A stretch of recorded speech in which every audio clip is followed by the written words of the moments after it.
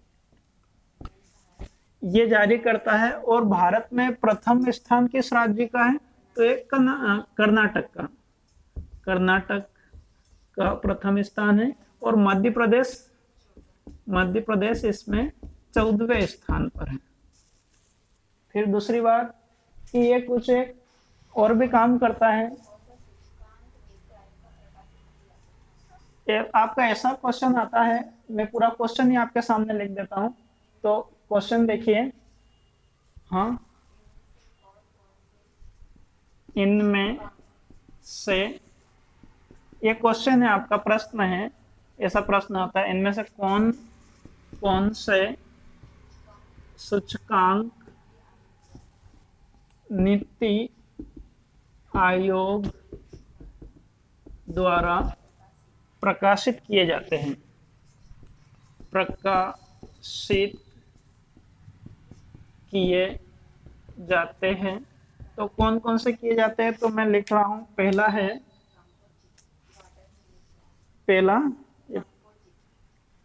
एक मिनट, मेरा पेन नहीं चल रहा है। पहला ऑप्शन कंपोजिट, ये जो है कंपोजिट वाटर मैनेजमेंट, मैनेजमेंट करना। दूसरा SDG, फुल फॉर्म इसका सस्टेनेबल डेवलपमेंट गोल होता है। SDG India index. तीसरा है एक मिनट, EG ऑफ लिविंग, एक मिनट, लिविंग इंडेक्स। और तीसरा तो गए, चौथा लिखते हैं इंडिया, ये तो ऊपर लिख दिया आपने, इंडिया इनोवेशन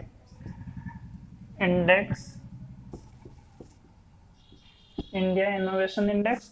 तो आपका क्वेश्चन ऐसा आता है कि कौन कौन सा इंडेक्स जारी करता है, और एक ऑप्शन और दे देते हैं नीचे, पांचवा, उपरोक्त सभी। तो ये सभी इंडेक्स जारी करता है, तो आपका आंसर हो जाएगा उपरोक्त सभी। ये इंडेक्स भी इसके याद रखें। तो दोस्तों, वीडियो को लाइक करें, शेयर करें, सब्सक्राइब करें। धन्यवाद।